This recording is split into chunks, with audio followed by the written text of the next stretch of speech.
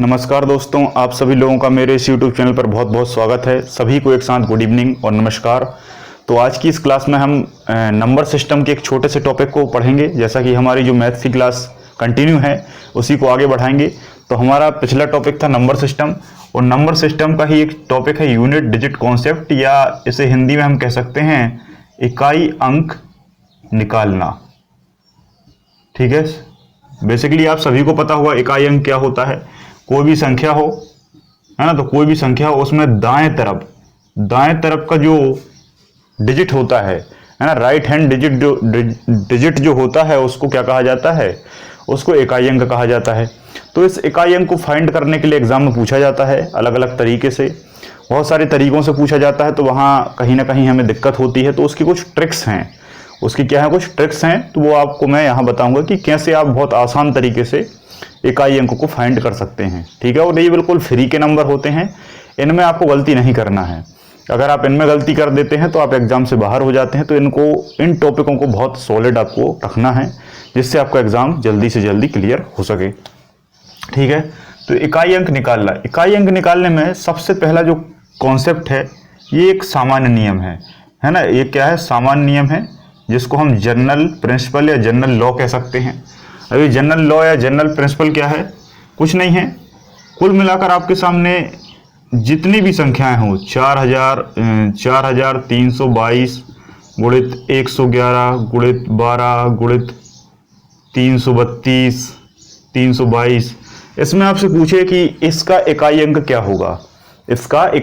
होगा, तो आपको इसमें पूरा गुणा नहीं करना है। अगर आप इसमें पूरा गुणा करेंगे तो आपको काफ़ी समय लग जाएगा, और इतना समय लग जाएगा कि आप एग्जाम को पूरा अटेम्प्ट नहीं कर पाएंगे और दिक्कत में आ जाएंगे आप। तो इसको कैसे निकालें, इसकी एक बहुत अच्छी ट्रिक है।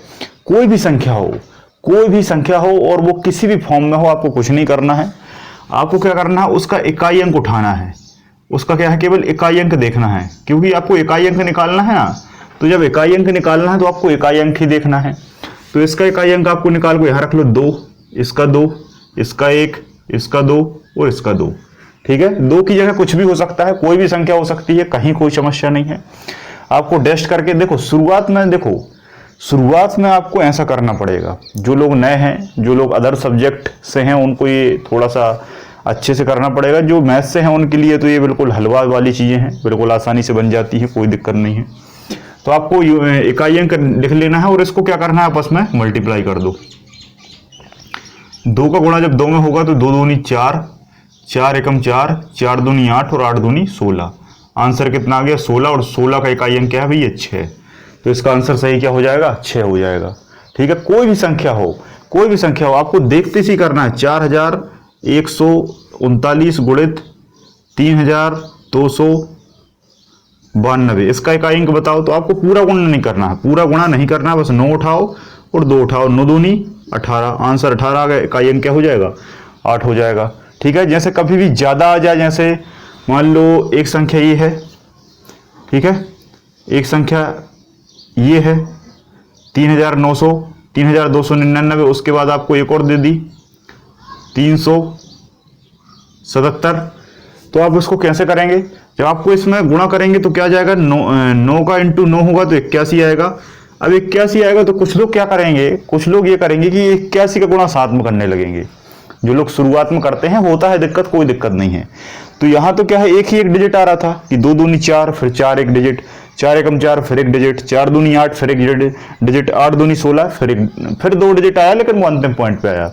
लेकिन कभी ऐसा हो कि पहले ही बार में डिजिट 2 आ जाए, फिर आप क्या करेंगे, तो 9 का इंटू 9 में किया तो 9 इनाम 81 हुआ। फिर 81 का गुणा आप 7 में करना है, तो 7 में आप नहीं कर पाएंगे, कर तो पाएंगे लेकिन आप समय के साथ नहीं कर पाएंगे। तो वहाँ क्या करना है आपको, कि अगर आपस में मल्टीप्लिकेशन के बाद संख्या डबल हो रही है या तिबल हो रही है या चबल हो रही है, कहीं कोई समस्या नहीं है, आपको उस संख्या का भी फिर एक इकाई अंक ले लेना है और उसका गुणा कर देना है, और आंसर आपके सामने स्वयं खुद ब खुद निकल के आ जाएगा। 81 का पूरा गुणा 7 में करेंगे तब भी 7 ही आएगा, और 7 का आप 1 में कर दोगे तब भी 7 आएगा। विश्वास नहीं तो आप करके देख लो, है ना। 81 गुणित 7, 7 एकम 7 और 7 8 56, देखो इकाई अंक 7 ही आया। तो आप कुछ भी करें, आंसर आपका वही आएगा। है ना। ये बहुत सामान्य सा नियम होता है। ये सामान्य सा नियम जो है ये आपको बहुत अच्छे से याद रखना है ना। ये बिल्कुल छोटे छोटे नंबर आपको पका देता है। देखो मैं सारी चीज़ें बताऊंगा, मुझे पता है ये आपको बहुत हास्यास्पद लग रहा होगा कि ये क्या है यार, ये तो हम बहुत अच्छे से जानते हैं, कुछ अच्छा पढ़ा हो, एडवांस का पढ़ा हो, तो पढ़ेंगे एडवांस का भी। तो ये नियम आपको हो गया। दूसरा नियम जो है डिविजिबल रूल का या इकाई अंक निकालने का, उसमें क्या है आपको एक बहुत अच्छी चीज़ याद रखनी है, ये वाला कॉन्सेप्ट। इसको आपको क्या रट्टा मारना पड़ेगा, या अपनी जो भी घर में दीवारें हैं उन पे आप लिख के लगा सकते हैं 0156 0156 या 0156 0156 अगर आपके यूनिट डिजिट में कहीं भी दिखाई देती हैं, कोई भी संख्या हो, कितनी ही बड़ी संख्या हो, कहीं कोई दिक्कत नहीं है। अगर आपकी कितनी ही बड़ी संख्याओं में आपको 0 दिख रहा है, फॉर एग्जाम्पल 4170, 3325, 40 लाख, 236 और 0 हो गया एक और 11 लाख 12 करोड़ 11 करोड़ 12 लाख 311, ये बड़ी बड़ी संख्याएं आपको दिख रही हैं। और भी बड़ी संख्याएं आपको दिख सकती हैं, कोई दिक्कत नहीं है। आपको क्या देखना है, केवल यूनिट डिजिट देखना है। अगर इसका यूनिट डिजिट 0 है तो इसका आंसर भी 0 ही आएगा। अगर इसका यूनिट डिजिट 5 है तो इसका यूनिट डिजिट भी 5 आएगा। इसका यूनिट डिजिट 6 है तो इसका आंसर भी 6 आएगा। और इसका यूनिट डिजिट 1 है तो इसका आंसर भी 1 ही आएगा। इसको जल्दी से नोट कर लो, ये बहुत इंपॉर्टेंट लॉ है, ये बहुत इंपॉर्टेंट नियम है। इसके बिना आप मैथ्स में एक कदम भी नहीं चल पाएंगे। इसको अच्छे से नोट कर लो, ये बार बार आता है। और इसमें आप क्या है, डायरेक्ट, बिल्कुल डायरेक्टली आप क्या कर सकते हैं, आंसर निकाल सकते हैं। कोई भी संख्या में अगर आपको 0 दिख जाए, 1 दिख जाए, 5 दिख जाए, 6 दिख जाए, अब होगा क्या, 10 से 15 दिन तक अगर आप नहीं पढ़ेंगे तो क्या होगा कि आप भूल जाएंगे। और भूलेंगे तो फिर क्या होगा, फिर ये होगा कि यार 0 1 5 6 ये नंबर कहाँ देखना है, संख्या में देखना है कि पावर में देखना है, तो आप कंफ्यूज होंगे। कुछ लोग क्या करने लगेंगे, कुछ लोग ये संख्या, जैसे मान लो ये है, ये संख्या है, इस संख्या में इकाई अंक देखना है कि इसकी पावर जो लगी है इसमें इकाई अंक देखना है, वो कंफ्यूज हो जाएंगे। और कभी कभी क्या है, एग्जामिनर आपके साथ खेलेगा, यहाँ भी 5 रख देगा, यहाँ भी 5 रख देगा, तो आप वहां पर दिक्कत में आ जाओगे कि यार इसका था कि इसका था, है ना। तो कंफ्यूज नहीं होना है आपको। आपको क्या है, संख्या को देखना है, आपको पावर को नहीं देखना, संख्या को देखना है। संख्या में अगर 0 1 5 6 ये कहीं भी दिख जाता है तो आपका आंसर खुद ब खुद क्या होता है, सेम हियर होता है, बिल्कुल सेम टू सेम। इकाई अंक यही होगा, सेम होगा। विश्वास नहीं है तो आप करके देख सकते हैं। जैसे मान लो एक संख्या है 11 और दूसरी संख्या है 11, 11 का गुणा 11 में किया आपने, कितना आया, 121। इकाई अंक सेम है, ठीक है। फिर आप 25 का कर लो, 25 गुणित 5 कर लो तो क्या आएगा, 125 आएगा। देख लो 5 यहाँ था और यहाँ भी 5 है, ठीक है। 6 का देख लो प्रूफ करके, 36 गुणित 36 तो 6 छिंग 36, 6 ही आएगा हमेशा, ठीक है। तो 1 0 5 6 अगर कहीं भी आपको दिखते हैं तो आपको आंसर जो है, आपका जो आंसर है वो बिल्कुल सेम टू सेम आएगा। इसमें आपको बिल्कुल सीधा सा इसको याद रख लेना है, और जिससे आप क्या है, कंफ्यूज ना हो, है ना। 0 1 5 6 क्या याद रखना भी है, 0 1 5 6। इसमें एक चीज और है, इसमें कभी क्या है, अगर कोई सी भी संख्या कितनी ही बड़ी है और इस पर कितनी ही बड़ी पावर लगी है, इस पर कितनी ही बड़ी पावर लगी है, कितनी ही बड़ी पावर लगी है, कोई दिक्कत नहीं है। जो इकाई अंक 1 है इसका आंसर भी वही होगा। अगर यहाँ 5 होता तो आंसर वही होता, 6 होता तो आंसर वही होता, 0 होता तो भी आंसर वही होता। कुछ लोग क्या कर रहे थे, सॉल्व करने लगते हैं। तो भाई कहाँ तक सॉल्व करोगे। पहले क्या था, जब मैं शुरुआत में मैंने कंपटीशन की तैयारी की थी, कोचिंग वगैरह नहीं किया था, पढ़ा वगैरह नहीं था, तो मैं एक बार एग्जाम देने गया, है ना। एग्जाम देने गया तो वहां मुझे ऐसा सवाल मिल गया, ऐसा कुछ सवाल था, 4 अंकों की संख्या थी, कुछ पावर लगी थी, तो उस पावर को मैं गुणा करने लगा, गुणा करते रहा, मेरा आधा घंटा चला गया एक ही सवाल में। आंसर तो आ गया था, मैं ये नहीं कहूंगा, लेकिन आधा घंटा चला गया। फिर मैंने देखा, मैंने कहा अरे ये तो दिक्कत है। फिर मुझे पता चला कि यार कहीं ना कहीं इन सवालों की कोई ना कोई तरकीब होती है करने की, फिर मैंने उसको देखा और आज आपको बता रहा हूँ। ठीक है, तो आपको ये दिख जाए तो आपको क्या लगाना है, आंसर सेम टू सेम लगाना है, इसमें कहीं कोई दिक्कत वाली बात नहीं है। ठीक है, पावर रहे चाहे सेम रहे। हाँ, लेकिन एक चीज है, इसी में देखो फंसेगा क्वेश्चन कैसे, इसी में क्वेश्चन फंसेगा। 125 की घात 399 प्लस 1336 की घात 4011 प्लस 40,04,111 की घात 3,399। इसमें अगर आपसे इकाई अंक पूछ ले तो आप क्या करेंगे? तो आप फंस जाएंगे कि यार सर ने तो संख्या का बताया था लेकिन यहाँ तो प्लस आ गया है और जो रूल है वो तो गुणा में काम करता है। तो यहाँ आप क्या दिक्कत में आ जाएंगे। यहाँ आपको बहुत केयरफुली चीज़ों को सॉल्व करना है। देखो मैंने बताया था कि इस वाले का जो कॉन्सेप्ट है वो सेम रहेगा, या इसकी जगह पावर भी ना होती तब भी कॉन्सेप्ट सेम होता। जैसे मान लो 125 होता सिर्फ, तब भी आंसर क्या है इसका 5 ही आता, और इसके ऊपर पावर भी कितनी लगी है तब भी आंसर 5 ही आएगा। फिर प्लस है, फिर यहाँ 6 है तो आंसर 6 ही आएगा, चाहे पावर कितनी ही बड़ी लगी हो, इससे कोई फर्क नहीं पड़ता है।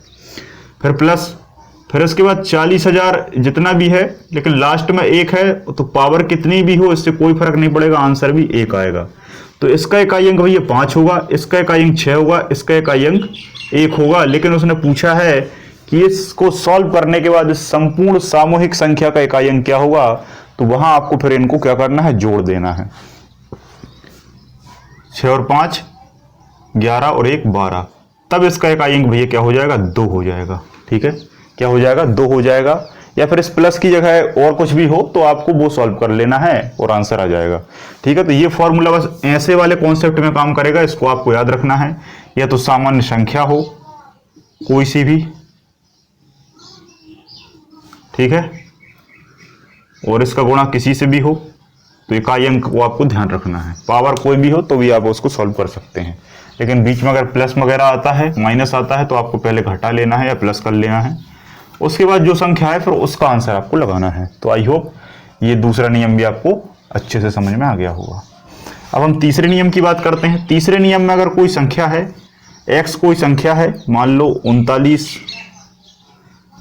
x कोई संख्या है, मान लो 25 है, उस पर n की पावर लगी है 5, n की पावर 5 लगी है। संख्या में इकाई अंक अगर 9 है, अब इकाई अंक अगर 9 है, कोई भी पावर हो, जब पावर यहां 9 कह दिया तो इसको 9 मान लो। अब 29 पावर क्या है भैया, 9 है। सॉरी पावर नहीं, पावर कोई भी हो, पावर कोई भी हो, इससे कोई फर्क नहीं पड़ेगा। अगर इकाई अंक 9 है, बस इसको ध्यान रखना है आपको, इसको ध्यान रखना है। अगर इकाई अंक 9 दिख रहा है आपको कहीं भी तो क्या होगा, तो उसका एक फिक्स रूल है। उसका क्या भैया, फिक्स रूल है। जब भी अगर पावर सम हो, क्या हो भैया, पावर सम। पावर सम कब होगी, ये पावर सम है, ठीक है। और पावर अगर विषम है तो आंसर क्या होगा। अब इसमें एक फैक्चुअली चीज ये है कि इसमें ये जो स्टेटमेंट है ये हर कहीं काम करेगा। मैंने एक छोटा सा एग्जांपल लिया है 2 और 3 का। 2 सम होता है और 3 विषम होता है, ये बात आप जानते हैं। तो 2 सम और 3 विषम में जो आंसर आएगा वही आंसर संसार की हर एक संख्या में आएगा अगर इकाई में 9 है तो, और सम विषम रहेगा। चाहे वो लाख में हो, करोड़ में हो, हजार में हो, उससे कोई फर्क नहीं पड़ता। आपको केवल देखना और आंसर टिक कर देना है। तो आपको अगर ये याद भी ना रहे तो आप इसको 2 और 3 से निकाल लेंगे कि भाई 9 नाम 81 होता है, तो 81 में इकाई का अंक 1 हो जाएगा, ठीक है। और विषम की बात करें तो 9 नाम 81 और 81 गुणित 9, तो इकाई का अंक क्या हो जाएगा, 9 हो जाएगा। इकाई का अंक क्या हो जाएगा, ये 9 हो जाएगा। तो हमेशा सम अगर पावर है तो इकाई का अंक 1 आएगा, और अगर विषम पावर है तो इकाई का अंक 9 आएगा। इसको आपको बहुत अच्छे से याद रखना है। अगर आपको याद ना रहे तो आप क्या है, इस छोटे से एग्जांपल से इसको सॉल्व कर लेंगे, ठीक है। इसके बाद अगर आपको कोई भी बड़ी संख्या हो, 4399, इसकी पावर 3 2 5 1 6 7 कुछ भी दी हो, कोई समस्या नहीं है। आपको इकाई अंक 9 दिख गया तो अब देख लो, अगर ये 7 है मतलब ये विषम है, और विषम है तो क्या आएगा, हमेशा 9 ही आएगा। अब इसको कैलकुलेटर में घर जाके सॉल्व करके देख लेना, इतनी पावर लगा के आंसर हमेशा 9 ही आएगा। ठीक है। और इसके अलावा सम की बात करें तो 3 2 5 1 6 7 8, इसकी पावर कुछ भी लगा दो, 2 5 6 2 8 और लास्ट में 2 है, मतलब ये सम है। सम है तो हमेशा आंसर 1 आएगा। ठीक है। आंसर या तो 1 आएगा या 9 आएगा। 1 क्यों आता है, क्योंकि 9 9 81 होते हैं और इसका गुणा करोगे तो आपका 729 होंगे। ठीक है। तो यहाँ 9 आएगा और यहाँ 1 आएगा, हमेशा आएगा। ये क्या है, ये कथन है, ये स्टेटमेंट है, और स्टेटमेंट के आधार पर आपको याद रखना है इस चीज को। ठीक। तो भैया इकाई अंक होगा तो सम में हमेशा 1 आएगा और विषम में हमेशा 9 आएगा, इस चीज को याद रखें। ठीक है, क्लियर। ये नियम है, ये नियम आपको, देखो मैं सवाल नहीं कराऊंगा, सवाल में ज्यादा नहीं कराऊंगा। क्यों नहीं कराऊंगा, क्योंकि सवाल देखो, कुछ मैं किसी की बुराई नहीं करना चाहता, किसी भी यूट्यूब चैनल की या किसी भी टीचर की। मैं बस ये कहना चाहता हूँ कि अगर मैं यहाँ सवाल सॉल्व कराऊंगा तो उनका कोई मतलब नहीं है। उनका क्या है, कोई मतलब नहीं है। मैं यहाँ से सॉल्व कराऊंगा तो आप केवल देखेंगे और बात बनेगी नहीं, क्योंकि सॉल्व जब मैं कर रहा हूँ तो वो मेरे लिए है। आपके लिए वही काम आएगा जब आप एग्जाम में, जब आप प्रैक्टिस खुद सॉल्व करेंगे। पहले क्या होता था, पहले मैं भी ऐसे यूट्यूब चैनल पर बहुत पहले मैं भी देखा करता था, बढ़िया तरीके से देखता था। फिर मैंने कुछ एग्जाम दिए, तब पता चला कि यार जो अपन सर से पढ़ते हैं और सर जो बोर्ड पे सॉल्व कराते हैं, कितना ही हम कर लें, कितना ही हम देख लें, कभी कुछ नहीं होता। जब क्वेश्चन को हम खुद पढ़ते हैं और खुद सॉल्व करते हैं बिना किसी की सहायता से, सहायता शुरुआत में लगेगी, इसमें कोई दो राय नहीं है। सहायता की जरूरत शुरुआत में जरूर पड़ती है, लेकिन एक वक्त के बाद आपको स्वयं प्रैक्टिस करनी है, सेल्फ प्रैक्टिस करनी है। क्वेश्चन और बस आप और कॉपी और पेन, बस ये रहे। और अगर आप इस कंडीशन में जीत गए हैं तो निश्चित तौर पर आपका सिलेक्शन होने वाला है। ठीक है। तो मेरा उद्देश्य क्या है, मेरा उद्देश्य यहां पर यह है, सवाल कराना उद्देश्य नहीं है। सवाल आपको करने हैं, मैं भी करा सकता हूं, लेकिन उससे फायदा नहीं है, क्योंकि सवाल आप जब स्वयं करेंगे तभी आपको फायदा एग्जाम में मिलेगा। हाँ, मैं यहां से ये जरूर बताऊंगा कि सवाल को कैसे करना है। याद रखना, मैं सवाल कराऊंगा नहीं, बल्कि मेरा बताने का काम क्या है, सवाल कैसे करना है। टीचर का सही काम यही होता है कि पढ़ना कैसे है, करना कैसे है ना। पढ़ाना नहीं होता कभी भी किसी टीचर का काम कि भाई आए और पढ़ा के चला गया। नहीं, बच्चा पढ़ लेगा। अगर बच्चे को आपने सिखा दिया कि कैसे पढ़ना है, कैसे करना है, तो वो संसार की हजारों बुक को पढ़ सकता है। लेकिन अगर आप पढ़ाते रहे और ये नहीं बता पाए कि पढ़ना कैसे है, तो बच्चा कभी आगे नहीं बढ़ पाता। ये मैंने अपने जीवन में अनुभव किया है। तो पढ़ना इंपॉर्टेंट नहीं है, पढ़ना कैसे है ये इंपॉर्टेंट है। आप इसकी बारीकी समझ पा रहे होंगे मेरे ख्याल से। तो मैं आपको यहाँ कथन बताऊंगा और यही कथन स्टेटमेंट के आधार पर आप समझ पाएंगे कि सवाल को कैसे करना है। जिस दिन आप कैसे समझ गए, उस दिन आप हजारों बुकों को छान मारेंगे, कंप्लीट कर मारेंगे और आपका सिलेक्शन हो जाएगा। तो ऐसे करना है, सामान्य नियम से ये नियम लगाकर, और अगला नियम है फोर्थ लॉ। फोर्थ लॉ में आप क्या करेंगे, कोई भी संख्या है, x मान लो, x क्या है 3000, छोटी मान लो, अभी छोटी मान लो 34, और इसकी पावर क्या है, कुछ भी है। यूनिट डिजिट अगर 4 है, यूनिट डिजिट अब क्या आ गया भैया, 4 आ गया है ना। हमने क्या क्या पढ़ लिया, हमने 0 पढ़ लिया, 1 पढ़ लिया, 5 पढ़ लिया, 6 पढ़ लिया, 0 1 5 6, फिर 9 भी पढ़ लिया है ना। अब पढ़ रहे हैं हम 4, हम पढ़ रहे हैं 4। अगर यूनिट डिजिट 4 आ गया, ये देखो 4 दिख रहा है, जब 4 है तो अगर घात सम है और विषम है तो क्या होगा। अब मान लो ये आपको नहीं पता, ये वाला रूल आपको याद नहीं आ रहा, या ये वाला रूल आपको याद नहीं आ रहा, तो आप क्या करेंगे, 4 को उठाएंगे और 4 में खुद पहले सम लगाएंगे, और फिर 4 में आप क्या लगाएंगे, विषम लगाएंगे, विषम पावर लगाएंगे, और इसको सॉल्व करके देख लेंगे। बाई चांस कभी कभार एग्जाम में क्या होता है, तनाव के कारण, स्ट्रेस के कारण, प्रेशर के कारण वहां याद नहीं आता, पढ़ा होता है लेकिन फिर भी याद नहीं आता, तो वहां आपको छोटे रूप में लिख लेना है कि भाई ये सम है, 2 तो सम है ना, ये सभी जानते हैं। तो 4 गुणित 4 बराबर कितना होगा, 16। तो क्या आएगा, 6 आएगा। सम में हमेशा क्या आएगा, सम में हमेशा 6 आएगा। विषम में क्या आएगा, 4 गुणित 4 चौको 16 और 16 चौको 64। विषम में कितना आएगा, विषम में 4 आएगा। बात क्लियर है। इस तरीके से अब इसके बाद यहाँ 3000, 2000, 5000, 8000 कुछ भी हो कोई फर्क नहीं पड़ता, बस लास्ट का अगर सम है तो आंसर 6 रहेगा और अगर लास्ट का विषम है तो आंसर 4 हो जाएगा। कहीं कोई समस्या नहीं है, बहुत ही इजी तरीके से। यूनिट आपको 4 देखना है या यूनिट आपको 9 देखना है, सम देखना है, विषम देखना है। सम विषम आपको याद ना हो कोई समस्या नहीं है, इकाई अंक 9 उठा के 4 उठा के रख के देख लो, 4 4 का गुणा कर लो, 9 9 का गुणा कर लो, आंसर आपके सामने आ जाएगा, है ना। एक तरकीब ही हो गई, एक तरकीब ही हो गई। ठीक है, इसके बाद अब क्या बचा है, इसके बाद अब बचा है 2, इसके बाद बचा है आपका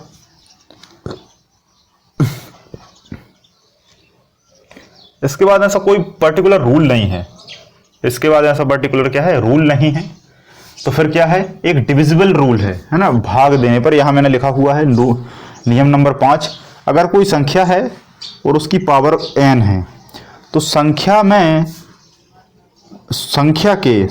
के पावर में 4 से आपको क्या लगाना है, भाग लगाना है।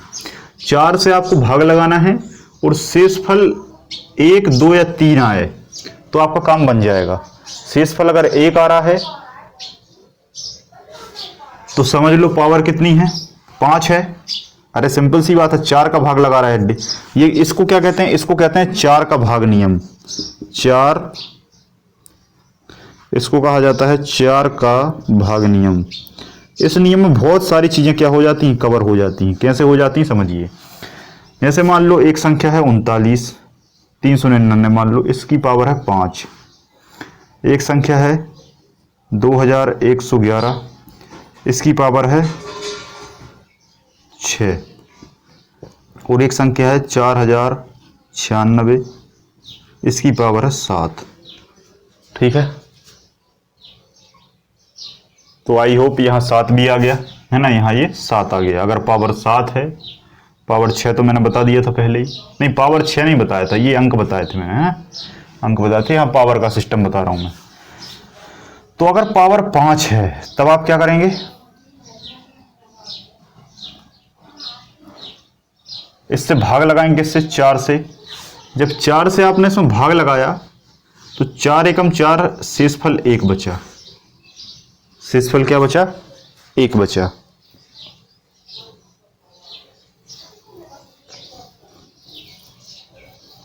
जब शेषफल 1 बचेगा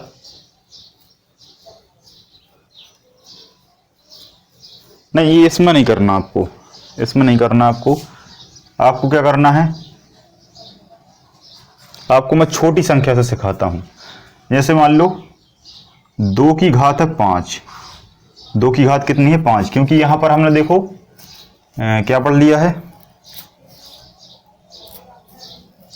0 पढ़ लिया है, 1 पढ़ लिया, 5 पढ़ लिया, 6 पढ़ लिया, 9 पढ़ लिया और 4 पढ़ लिया है। अब हमको पढ़ना है 2 बाकी रह गया है।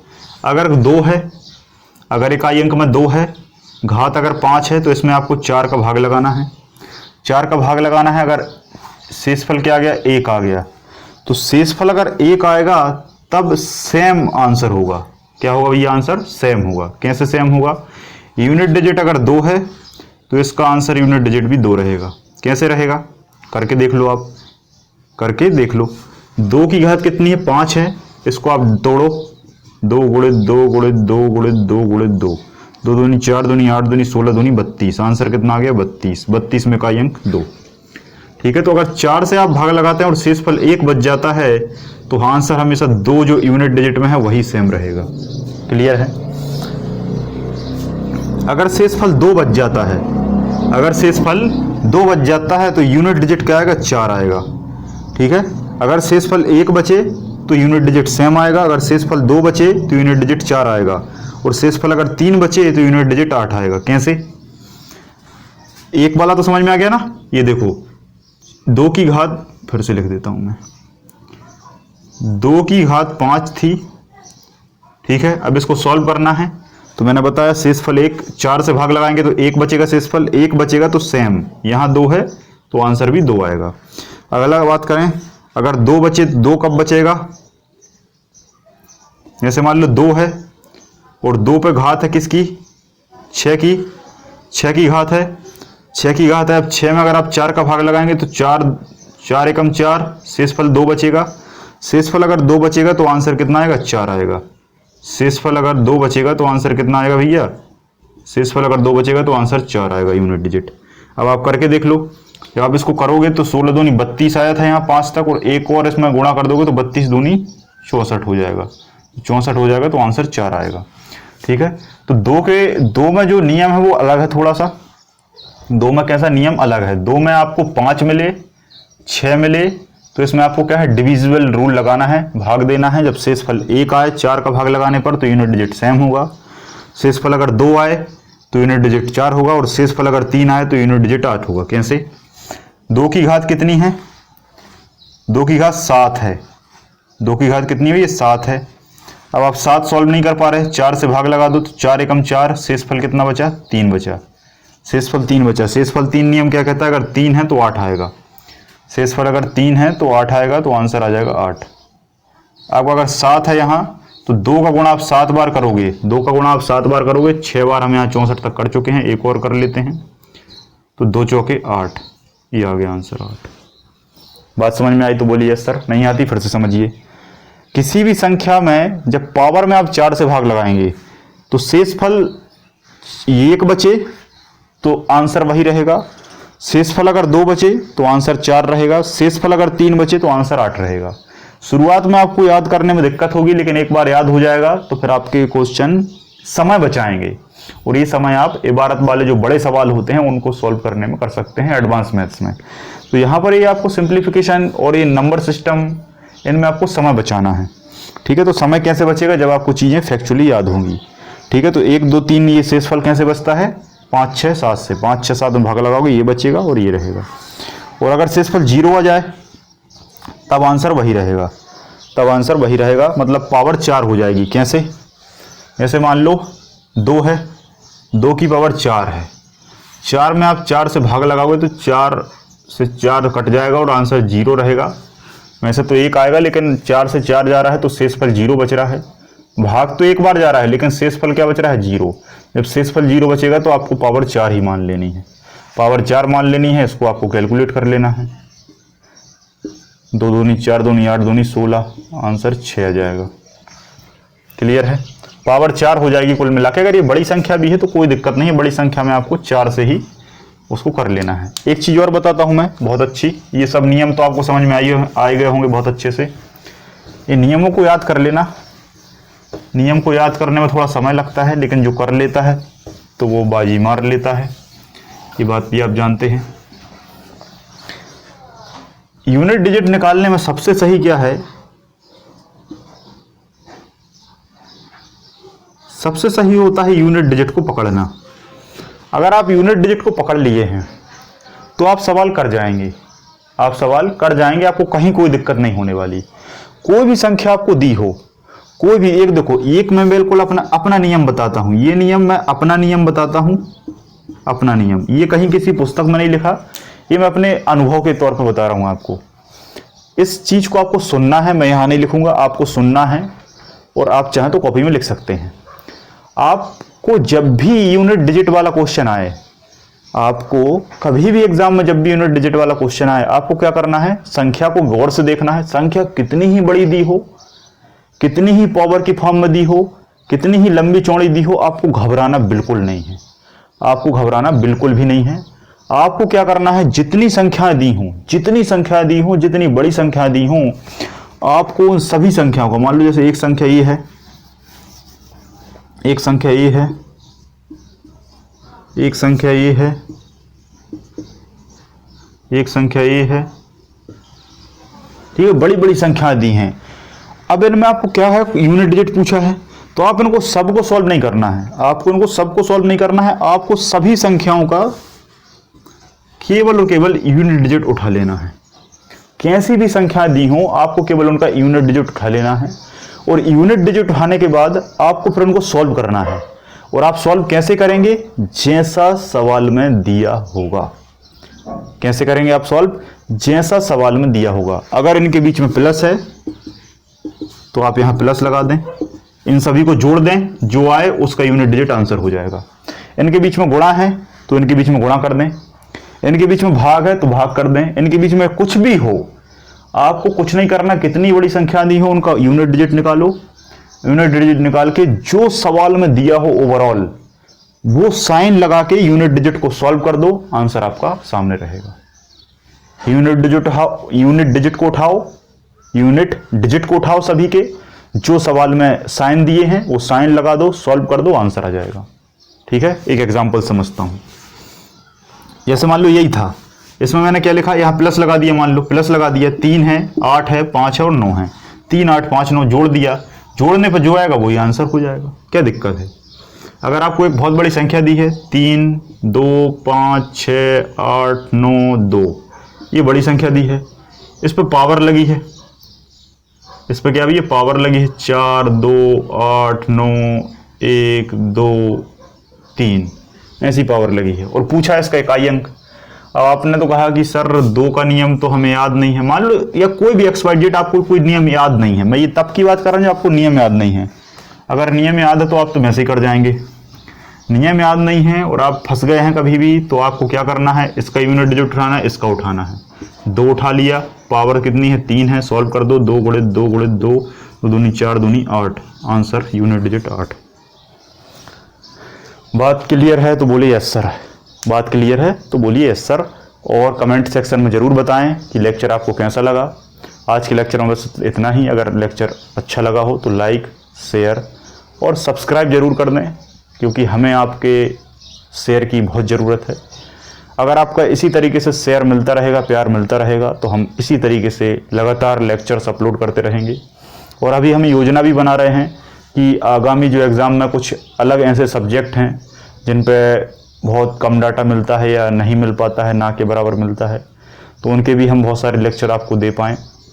बहुत सारा डाटा हम ऐसा अलग फॉर्मेट के रूप में आपके लिए लाएंगे जो आपके लिए एग्ज़ाम के लिए बहुत कारगर साबित होगा, है ना। न्यूमेरिकल जो क्वेश्चन होते हैं उनकी लिए सीरीज़ के लिए भी हम कुछ ना कुछ करेंगे।